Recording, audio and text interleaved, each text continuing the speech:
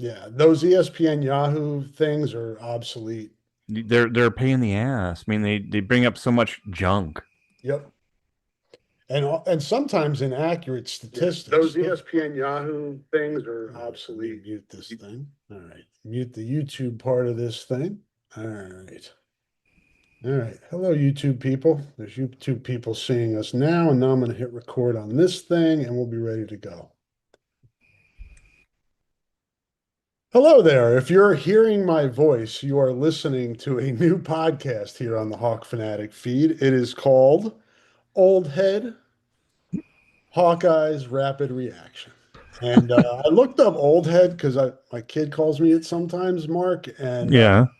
when I make old references, and I found it's a term that can be a positive or a negative. You know, it's like some people may be ragging on you if they call you an old head, and somebody might be complimenting you. So people can do whatever they want here, but it's an open-ended invitation, which is And, king. and yeah, and old head, yeah, old. And watched a lot of football. And I don't know about you tonight, Rob, but that was a lot. That felt like a lot of Hawkeye openers, didn't it? It felt like a lot of Hawkeye openers. You're not going to get just from a clean football standpoint, I think they had one or two penalties and then they had the late turnover on the fumble exchange. But for the most part, it was clean in terms of that, but Hmm.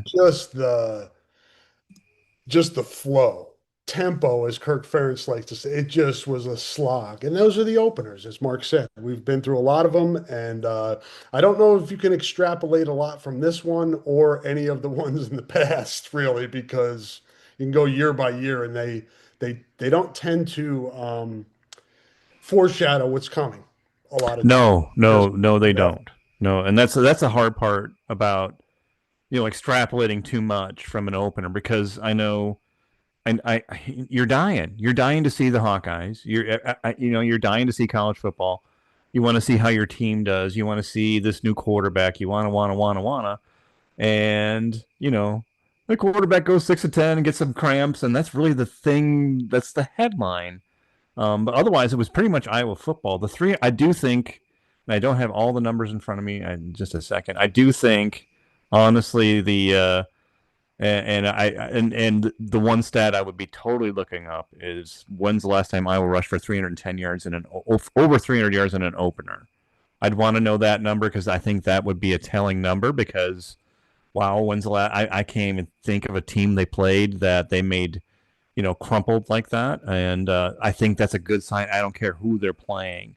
I thought the defense, otherwise, just was pretty quiet. But I think the headline and the thing that people are going to be asking themselves, Rob, is quarterback. And, you can't go too far either way with this, I don't think, Rob. And I saw a nervous guy who probably missed some throws he would have made usually um, in the first half. And maybe that's the difference between a good performance and a bad performance, where a few plays he didn't make in the first half. You don't like some of the numbers you see. You don't like the fact that he only completed, I think, two passes over five yards. So there's some stuff to work on. He'll be shooting. He'll be shooting. He'll have a full film room this week, as the coaches love to say.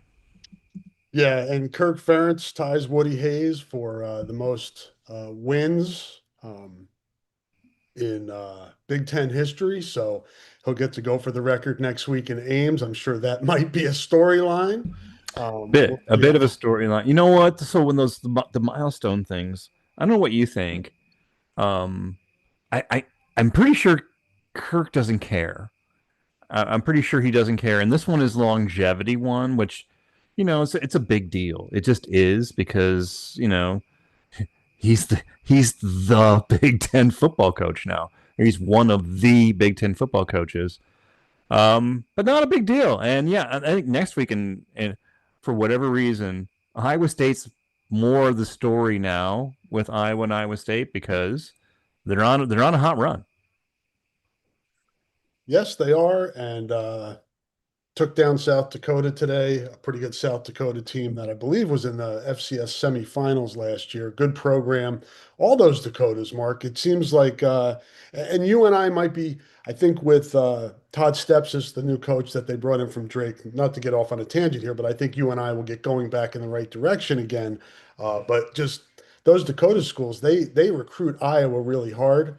And a lot of those kids play hard against the Iowa teams, and it looked like that might be the case early on, and then Iowa State just kind of stepped on their neck, and it was over. Long time ago, Rob. I back when I used to hustle on the beat. I went up to you and I to talk to Mark Farr. I thought I could get him after his coach show at I think it was Shakey's up there at Cedar Falls.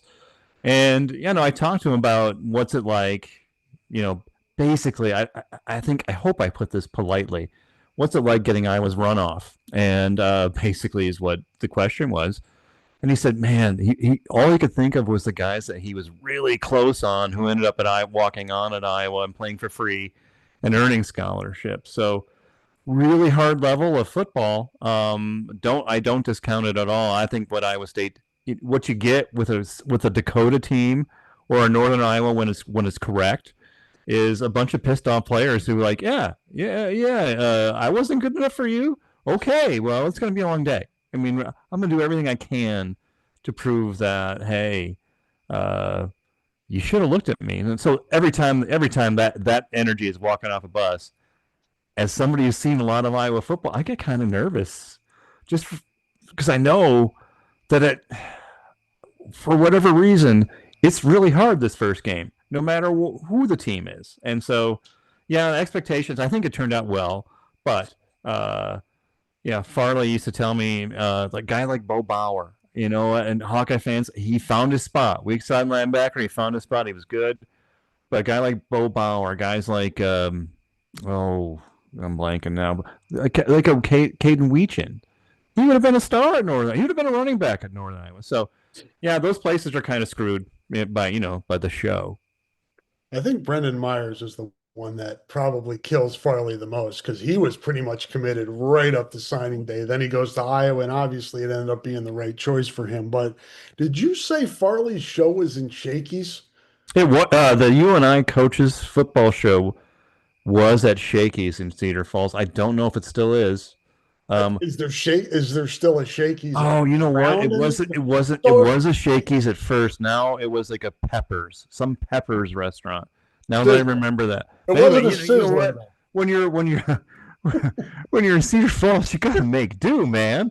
I'm surprised they didn't have it at Subway. But hey, you got a good local restaurant. Hell yeah, I would do that. But yeah, back hustling when you want to get that quote that no one else will get. And it actually was worth it because it was a pretty frank conversation. And it's always fun, I think, talking to any coach who understands where they are in the football universe. And I think FCS coaches know. And what do you think the message is to FCS players every week when they face the Hawkeyes? It's like, hey, these guys hated you. What do you think about that? Yeah, exactly. And Shakey's Buffet is appropriate for the old head podcast because that is an old head place. Sizzler, a lot of it good is. buffets. Yes. Like at Ponderosa. Ponderosa, yes. Good old buffets. Sizzler, I believe, had the chocolate fountain. Yeah. That's old head as hell. Golden Corral. That one may still be around. Those places.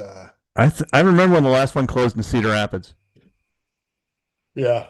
And if you're a chain restaurant closing in Cedar Rapids, holy shit, something went wrong. Yeah, I think COVID did a lot of those places in. So, yeah, totally, this may not be sanitary. All right. So let's hit some numbers here, Mark. Yeah. I did. Albany had going into that after the Hank Brown, and that was perfect for Kirk Ferentz too, because now he has something on film. The fumble exchange at the end of the game, he's like, "All right, I got a turnover that I can harp on here." And then that did work out, though. I mean, they were Hawkeye fans got a full buffet. I mean, they got a game where their offensive line looked good and got 300 yards rushing, and they got to see the second team quarterback. Usually that doesn't happen until game Purdue or Northwestern in a bad year. going into that last drive after the fumble, Albany had -2 yards in the second half. They ended up Ouch. getting 20 on that last garbage drive before time ran out. Yeah. So you talked more before about Iowa's defense, and it looked like Albany had a um, you know had a plan and was having some success early. I say early, midway through that first half, but in the second half, it was just the Iowa defense just really just suffocated them, and it really wouldn't have mattered what Iowa offense did because Albany wasn't going to score. I wish I could find. So I think the most positive thing for the defense was, and you're going to have to walk me through this because I want to say there were 8 or 9 defensive linemen who played, and to me that is a huge deal when you're Iowa because now you got a whole bunch of guys you trust, you got a whole bunch of guys on film, and the more the merrier on defensive line. So I don't track it like I used to, but the names that I did see, it felt like there was a bunch of names, good looking bodies. That'll, it's a defensive line. They'll probably be a little bit young because they lost a lot of guys. But I like the fact they played 9 guys. That'll make the linebackers, who are all brand new, a little bit easier. I think the biggest thing, Rob, with defense today was the secondary is a little shaky, but a little, and it didn't matter because Iowa was basically sitting on the Great Danes and sitting on them. Maybe we'll leave it at that. 43 rushing yards for the Great Danes. So not 310 to 43 isn't going to get it done. Time of possession, Iowa 36 and a half minutes to 23 and a half minutes. Those are like markers or numbers you look at, and Iowa's playing Iowa football, so to speak, when you see time of possession, rushing for 310 yards. Iowa threw for 48 yards in this game, Mark, and scored 34 points. So they counter. I mean, obviously the 300 yards, but you know what? They didn't have to throw. I'm looking at Iowa's big plays. They had 7 rushes of 10 plus yards. To me, when Iowa's offense has it working, everybody can pile up really kind of nice, cool, explosive plays through the passing game. You get 7, 10 plus yards rushes in a game. You probably have 4 touchdowns out of that because that's just moving the ball. Um, that's control. That's game control. And that's what you would expect Iowa to do with an Albany and with a new quarterback. Juggling a few of the new things there. A new quarterback, mostly a new-ish offense. And Rob, I didn't see anything like super different with Iowa's offense. I just saw a lot of the same formations, but the one I did like a few of the fakes and a few of the motions Iowa did. I think that helped open up the running game. But the offensive line, really, the rushing plays, the explosive rushing plays, the offensive line to me, it's Albany, but man, super impressive.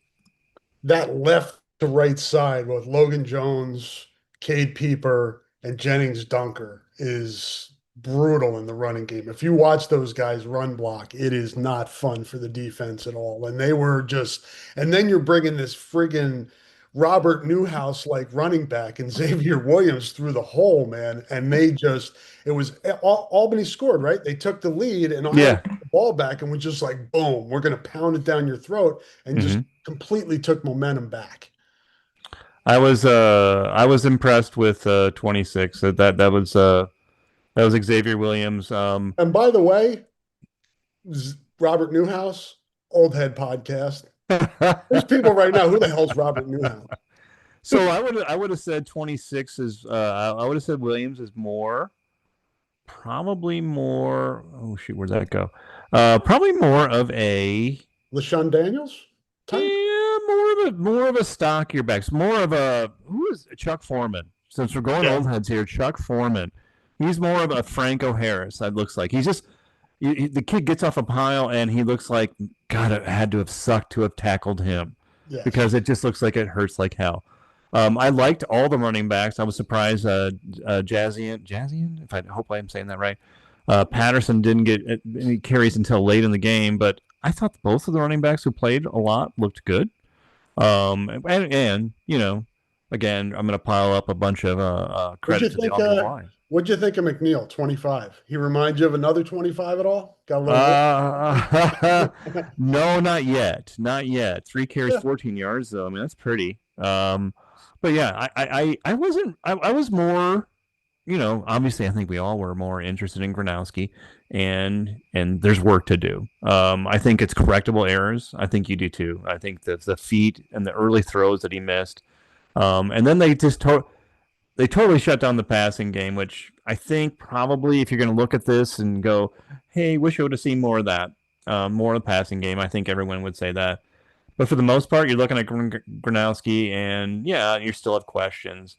What number would you have put on his rushing, Rob, as a rushing quarterback for Iowa? He ended up with 39 yards. To me, that's more than enough. If he can get an 8 yards here or there to keep a defense honest, remember all those read option fakes that we saw Ricky Stanzi do that you knew were never going to go anywhere? We're always going to go to the running back. Maybe now maybe now those fakes do buy Iowa a step, and maybe the quarterback is going for 40 yards a game, which I think if you extrapolate that, it would be number 2 in Iowa under Ferentz behind Brad Banks. Ferentz has got. They should put a camera on him when they call the design runs for Gronowski because he's got to be. He's got to just be. Ooh, that no, not don't hit my quarterback because there's years of just not having anybody that do that, and now you have a guy that you'd be crazy not to use him as a runner because he's 235 pounds and he knows how to run. Yeah. And then you make that decision not worrying about who number 2 is Yeah. because you have to play quarterback with abandon, especially when you're a running quarterback. And now Iowa is involved with a running quarterback.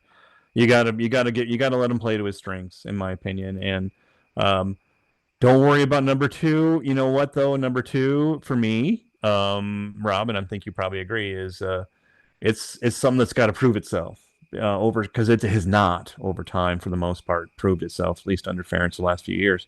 So that needs, quarterback play is going to get hacked apart going into Iowa State.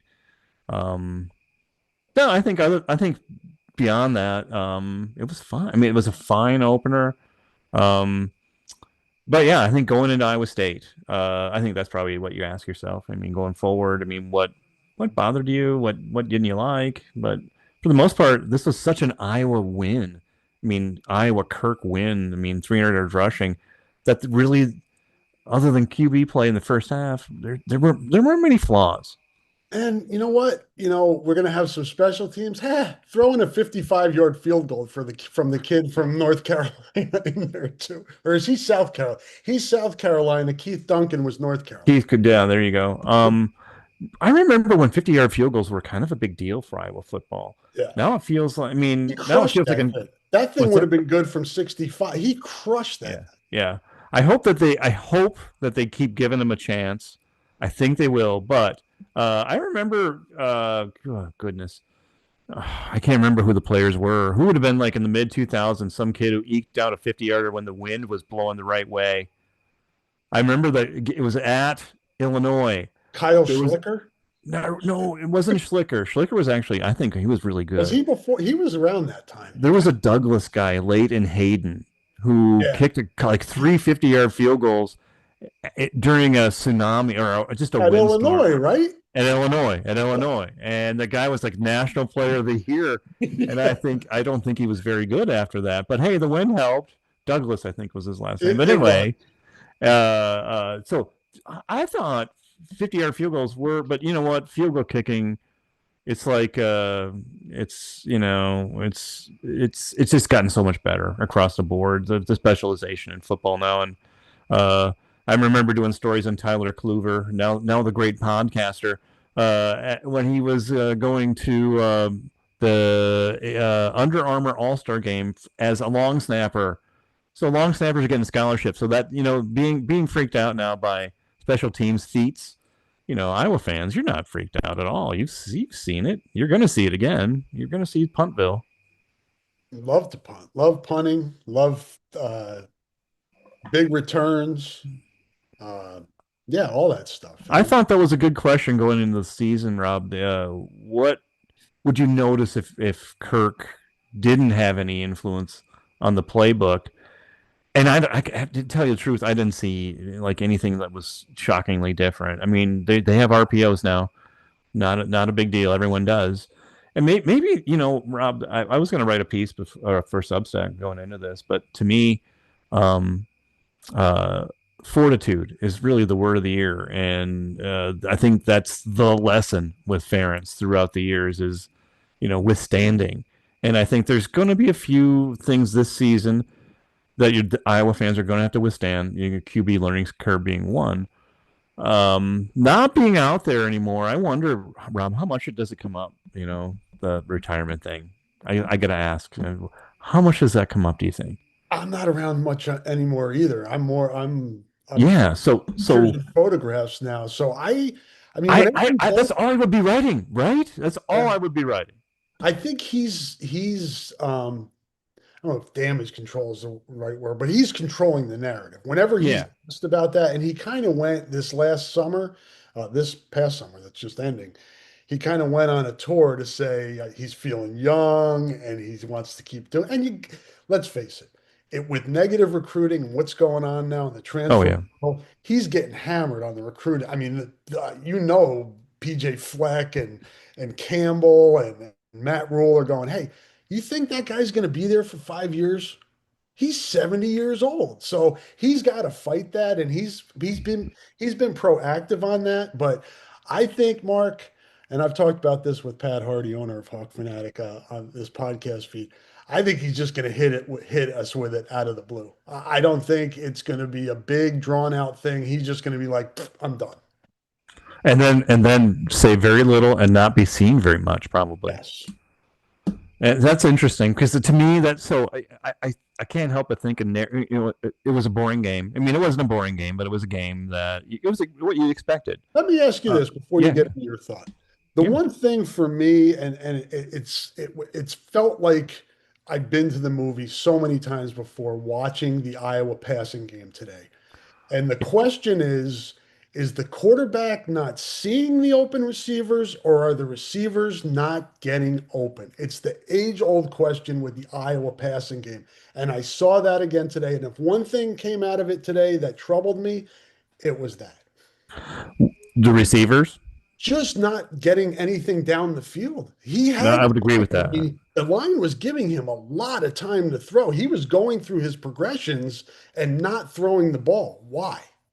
It felt to me like they pulled the plug on the passing game, and honestly, there was a number that jumped out to me. Oh yeah, it was the how many passes that Gronowski completed above what was it? So short passes he was 6 of 8, under 5 yards he was 6 of 8, Because he was checking medium everything down too. five of 14 from 5 yards to 14 yards he was a 2 of 5. He was 0 of 1 from 15 plus. So it feels like to me they consciously said, "Screw this, we're not going to pass. I mean, it's not going to work tonight. Don't need to see it. Not worried about it, obviously, but Kirk is on getting the dub that's in front of him, Yeah. and that was all going to be about running the football.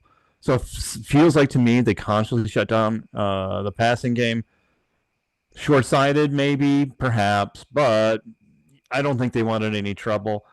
And the wide receiver, I know they lost number 15, Reese Vanderzee. Ramsey and So Jared Bowie, both of those guys were out. And the thing that came into my mind on that, Mark, early in the game, they get in the red zone.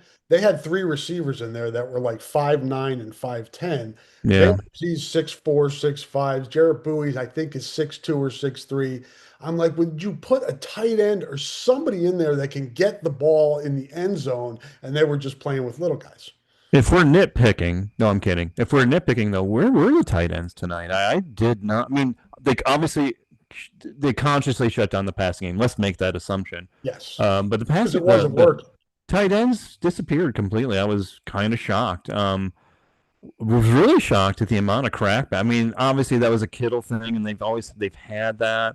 But boy, oh boy, that really triggered the running game quite a bit. That the tight end crashing down on the line of scrimmage.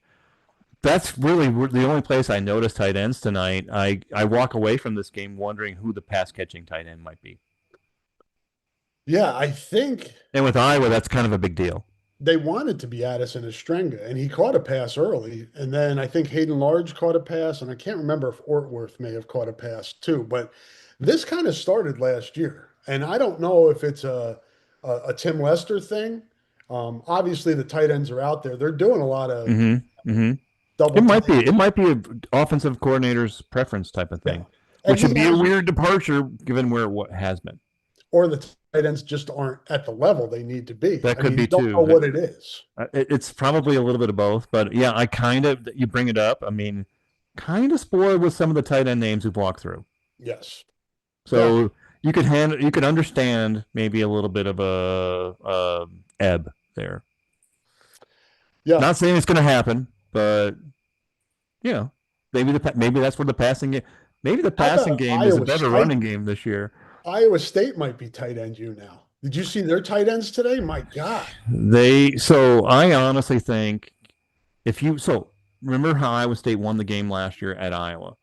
I think Campbell has stolen a lot of Ferentz's DNA as far as hanging Oh, in games. I yes. mean, he boils it down. I think Iowa State plays good enough defense now where he can make those decisions. He can dumb games down to possessions. And so I think he's stolen that, and I think he's stolen the tight end thing because our region is filled full of offensive linemen who are just a little too small, wide receivers who are just a little too big, not quite as fast as you want to be. I think I've said this in another podcast. If Iowa could take some of the tight end guys and make them linebackers, they would have that Dave Aranda, Wisconsin vibe going, where all those bodies that are just hanging around the Midwest, who are playing for North Dakota State, waiting to beat your ass, are playing for you Yeah. as maybe a tight end or maybe as a 4-3 linebacker type situation. But love those bodies, and I was going to have them. I'm sure there's one there. It's just obviously like tonight they were like, "Yeah, we're not going to pass." And honestly, Rob, I wonder. I don't know how many passes they threw in the second half. Probably not very many. I can check that, I think. The comparison, I looked this up earlier. Quarter halftime Cume, second half, they threw the ball 6 times, 5 of 6 in the second half. So there you go. I mean, they weren't really even trying to throw in the second half, and you know Five of six that versus might be a sub bar. That might be so if I were probably writing a sub what was it, bar sidebar, that's the word. It might be about the passing game. It might be about why they decided to pull the plug, obviously tonight. And then maybe what about the future of the passing game? Yeah, that's the one thing that we're all going to kind of be watching, right? I mean, we don't know. Well, that's what, you know, when you think about the offseason move to get Mark Gronowski, I mean, the passing game has been putrid now for this whole decade. Since Nate Mm-hmm. Stanley left, it's been bad. Mm-hmm. And it's gotten worse. And it was bad last year. They ran the football. They had a Heisman candidate, at running back and a pretty good offensive line. But the reason they got Gronowski was to fix the passing game. And I don't think anybody came out of today saying, "All right, we're good. We're good." No, no. So fortitude, right? And so fortitude, Ferentz. I mean, that's the big thing for his career here. I think the other part of it, at least with this season, at least with Tim Lester, and I don't know the extent he's given him, control, but there's a wave of change there. Now, you got to stick with it, and um, it's going to change things a little bit. I wonder if RPO offenses just kind of take tight ends out of it, or just don't really favor tight ends. So there's going to be some weird sort of change stuff. And so when I say fortitude with Ferentz, there's sticking with this part that leaves a lot of us cussing about it because what the hell are they doing? But there is that fortitude part, and I think we're all kind of go through that this year with the passing game because I do think bringing in RPO, bringing in trusting Tim Lester to kind of guide this more than he does is maybe a little bit of Ferentz leaving the jersey in a better place as far as offensive philosophy goes. I think Something that might help him recruit. Yeah, I think that's well said. It's kind of the chicken and the egg too. Do you have the receivers to be able to stretch the field, and what do you have to do to show receivers that can stretch the field? You Hey, want to be here. You want to yeah, be here. you can do it here, and that's kind of the battle and the as Ferentz would say, the race that's being run here Yeah. is can we fix this thing? And I think Mark makes a good point. This is only one game, and don't just say, all right, screw it. They got the wrong quarterback. Sucks. Don't go that route. Traditionally, Kirk Ferentz's teams get better as the season goes on. He hired an offensive coordinator. He got a quarterback he thinks can do it. Let's see if they can get better as the season goes on, as Mark is saying, because that's really the only choice, right? Because if you're throwing for 48 yards a game, you're not winning against Oregon, You Penn you State. You're you not winning better against run. You Indiana. better run for 300, otherwise you're not in that game.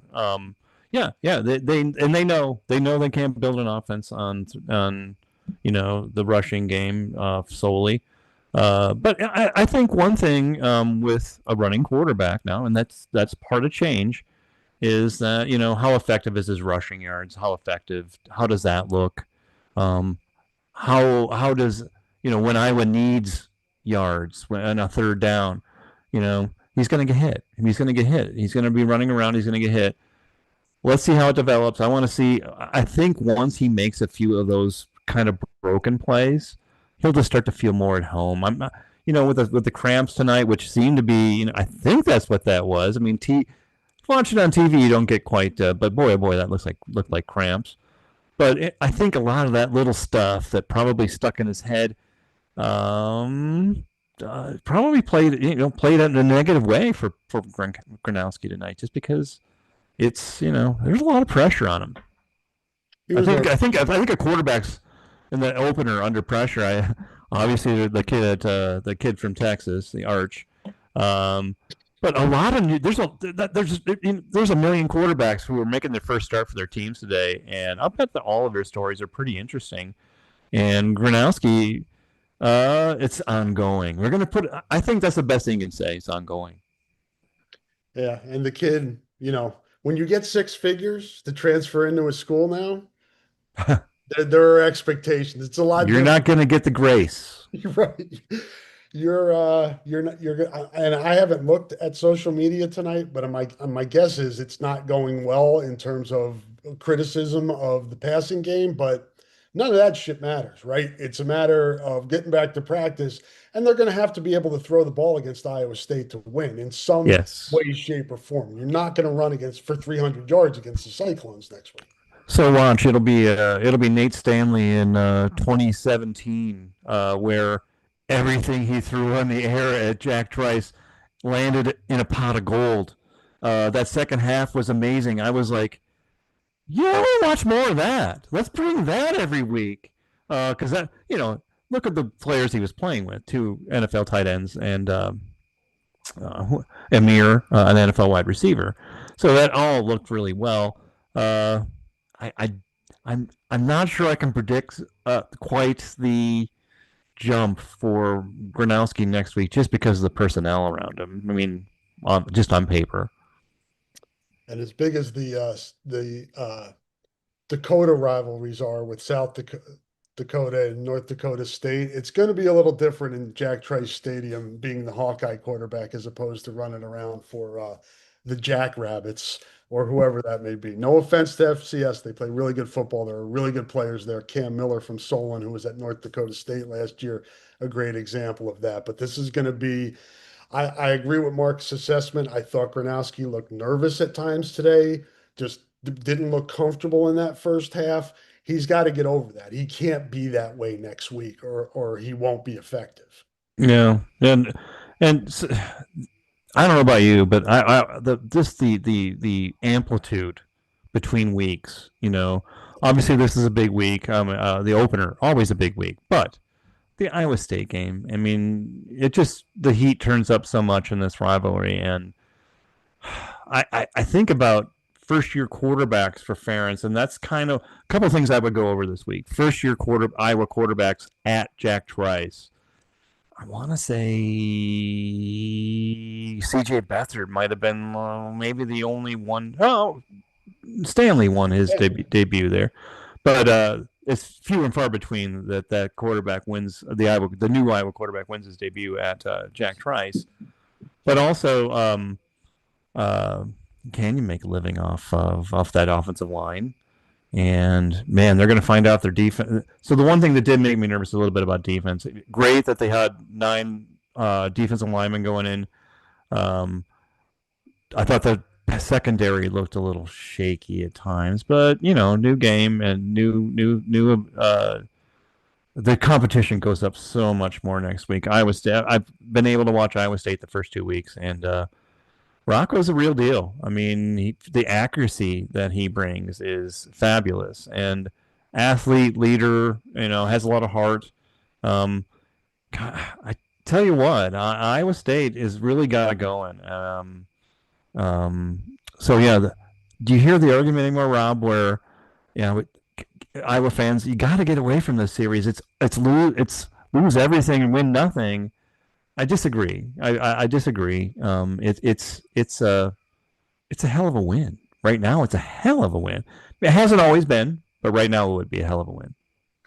Yeah, I mean, I do hear that still, but I think that's just a narrative that's never going to go away, especially now that It makes people feel better. There's 9 Big Ten exactly. There's 9 Big Ten games, so you can really play one other Power 4 game, and people are like, why we play Notre Dame? We could play Notre Dame and Soldier Field. You might be able to, but Notre Dame doesn't want to play Iowa at Soldier Field. No, what's in it for? What is in it? You got to ask what's in it for Notre Dame. You exactly. just do. And that's not happening. I could see an Iowa and like Arizona State at an NFL stadium, like maybe Soldier Field, something like that. Iowa fans, Chicago, make a lot of Iowa fans there. Make that work. But I don't see, after Iowa State, I think Albany works. The Albany level works. And what was the next one? Was the one after Iowa? UMass. Yeah. So I know a few things about for that. I wrote this week. Dr. J went into UMass. Yes. Luke Meredith, former AP. Oh, that's right. Yeah. He went to UMass. John Chaney wanted to kill John Calipari, who was at UMass and the coach at that time. If you remember famous video. That's right. So I do. But he didn't. It's in Amherst. It's in Amherst, Massachusetts, which I've been to and is a lovely town. I have never been, but I've been to Ames. Few Here's times. This thing, Mark. People that don't like the Iowa State game today, it was the first weekend of football, first full weekend, big noon kickoff, Ohio State and Texas. You know where the big noon kickoff is next week? It's in Ames. I know, it's a big deal. It really is. Let you know that nationally people are looking at it. So why the hell would you want to get rid of it? It doesn't make sense. I think it's a defense mechanism because Iowa can lose this game and does often. And Iowa fans, Rob, you weren't around for 15 straight with Hayden. The game was such an afterthought. It was like, oh shit, we got to play this again. Oh, okay, let's do it. Iowa State would wear some hokum. I mean, people might look at Kirk in total and say, man, what the hell happened to you against Iowa State and Northwestern? Hayden really had those guys locked down. Well, Iowa State and Northwestern decided to have football programs after Hayden left. So that's how that worked. And then Illinois decided not to have a football program. They gave up for a while, and now Bielema is auditioning for Iowa at Illinois. Will he be the next head coach, or will it be? I don't think so. There's too much. It's a Beth thing, man. To me, the whole next head coach is a Beth thing. Unless Kirk really has a vision for, say, Seth Wallace, and I always digress to this anymore. I'm sorry. I think it's a Beth thing, and it's going to be a young guy that we never heard of. Yeah, I don't know. I can't get a read on which way she'll go on this one because she had I think the Lisa Bluter, Jan Jensen was a no-brainer. Yeah, absolutely. And then she went in and got the Drake guy to replace Fran. Good hire, Hmm. good Yeah, no, connection that's a good with hire. That was a Iowa. good hire. So I'm wondering, I don't know. Does she just say, listen, I trust Kirk. He thinks Wallace is the guy. I'll go with him. And I have the support of all the alum and the people that are going to support Kirk in this thing. I don't Right. I don't know as the pre-Kirk people would be as supportive of that, alums. Um, just ear to the ground on that stuff, but Hmm. she really can't worry too much about that. She's got to make the right hire because, as you know, Iowa's not far from what happened. We just talked about at Illinois. That could happen. It's happening in Wisconsin, Rob. It's Yeah, happening right now at Wisconsin. yeah. Luke Fickle is killing Wisconsin I football, know. killing it dead. Just when I could actually enjoy it again, he kills it. No, seriously, it is happening at Wisconsin. Yeah. That he. So I kind of think he's like Fickle's like a Steve Alford hire. Should have worked. He was the hot guy. Should have worked. Should be working. Scott Frost should have worked at Nebraska. Oh my God, I thought that should have worked. Brian Ferentz should have worked at Iowa. We could do this all night. But Brian honestly, Ferentz, the Holiday Bowl was his highlight, really, wasn't it? what's that? Against Brian's? USC, Brian Ferentz. I mean, the offense was Oh, humming that night. I'm yeah, like, yeah. what the hell? Where did this come from? And then it just went away. Poof. Yeah, no. So how they used all the I mean, Mir almost scored a touchdown every way in that game. Think about some of the guys you had on that offense: Sam Laporta, Tyrone Tracy, It all went to Amir. hell. It all went to hell when they started to have to hide the quarterback. Yeah. I mean, it Yep. really did. I mean, that was it. So, yeah. Next week, Ames. Are you going? I am not. This is the first time I haven't gone in a while, and it's a financial decision. And I can make more money doing something else, and I'm going to do that. No, hey, that makes That's sense. the stage of my career I'm at, Mark. Yeah, It's not about the um, what do you call the it? The the level, thrill. It's about the level. dollar. It's about the money, No, man. 100%. I'll be sitting in my ass watching football. But what's good I is stopped working, consciously stopped working. Well, my back made me stop working, but I wanted to have this fall free, and I'm glad you threw out the podcast idea because why not? yeah, we just bullshit for an hour. Yeah, fuck it. Oh, That's I didn't mean Oh, you made it to the to. before the F bomb. See, but now people can say, yeah, Mark said the I F. swore. Dang it. So I can't believe I used to tweet and not swear. I mean, holy crap. I just discovered today you're not on Twitter. I went to friggin' tweet like he's not on here anymore. Where'd he go? And No, you know what I I'm do on with Blue Twitter? Sky. I'm on Blue Sky. Yeah. I'm on Blue Sky too, and I'm not on either a lot, which is really good for my mental state. I'm on Blue Sky a little more than I want, but I've started just following the people I follow, and so I get less triggeration coming my way. So it's just more of a it's more college football. I hope I didn't dump too much college football on the poor Blue Sky people today, but yeah, it was a lot of college football. I think they need more college football in Blue Sky, if you ask me. There's too They need it. much. They need to hire a couple old heads to just be sports talkers. No, I'm kidding. Yeah. All right, folks. I think this first episode has run its course. Had a good Yes. conversation here. This is what I wanted it to be, just us shooting the shit. Yeah. You know? Yeah. So the big themes, hey, quarterback needs work. Iowa State is going to be a pain in the ass. It is every year, and thankfully, because it's a good game, it really is. And then, the Kirk watch. We can throw that in every week. My gut, Rob, is that this is it. I mean, I think this is it, huh? I do. I mean, what he'll be 70. He just turned 70, This right? one's 70. This or 70 was the number remember when he threw out, "Hey, I'll go to the NFL when I'm 60 and get my ass shot off." That was 10 years ago now.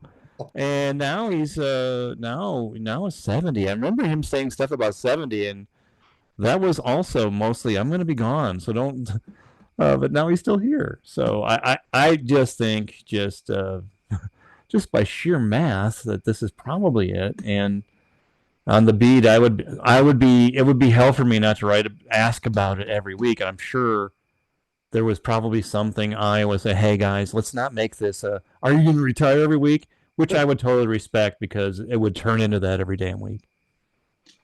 Yeah. And he's gotten so good at dealing with questions. I mean, he should Yeah. be at this They point. bounce right off. He's a master at like not answering whatever question you ask. So I would say Kirk has used the curmudgeon uh, tool very, very well for himself. no doubt. And he's got a PR firm. So there you go. That too. But Everybody he's needs still going to be Kirk. He's the least PR I mean, he's reached the point now where he needs no PR. He's going to say what he's going to say. He just is. Um, I don't know why he's still doing that, but hey, okay. It Yeah. seems to run the show a little bit better. I'll say that. Yeah, I think they handle everything over there for all of that stuff. So whatever they need to do, they've got more money than they know what to do with over there, more coaches, more people. It's just college football is an empire, no doubt about it. And we'll be back to talk more about You it next bet. week. Um, and it's an earlier game, so maybe I'll have a little bit more juice in me because it's earlier. It's 11 o'clock kickoff next week. So we'll be Ouch. you guys on this podcast earlier. Today's game was like 3.5 hours. So I don't know what we'll get next week. It's It on. was beautiful. Well, no passing. So if passing sucks again, we'll see you like in an hour and a half. Oh, all right. And if you're going over to Ames, behave yourself. Yes. That can be tough to do, but man, there's a lot of trouble you can get yourself into. Avoid all of that shit. I did a story, Rob. I did a story a few years ago about, Ames taking on 100,000 people, whatever it is. And I talked to the safety guy, the safety police for Iowa State, or no, I can't remember if it was Ames or Iowa State. Anyway, the cop made a very good point. He said, "Yeah, the jail we take you to is like an hour away. So yeah, go ahead and fart around at the game." Kiss the game goodbye, kiss your car goodbye, kiss this goodbye. You're going to be an hour away in detention. So, yeah, behave. That sounds like hell. Yeah, let that be a lesson to you and don't experience that lesson for yourself. Just take our advice and be cool over there, have a good time and enjoy the game. And we'll be Two back. bush lights. That's it. That's all you Yes, need. have a limit. Please have a limit. And we've reached our limit on this podcast, and we're going to talk to you next week. So thanks for joining us here on the Old Head Hawkeye Rapid Reaction. Mark and I will be back to talk to you next week. Have a good week, everybody. Thanks for tuning in. Take care.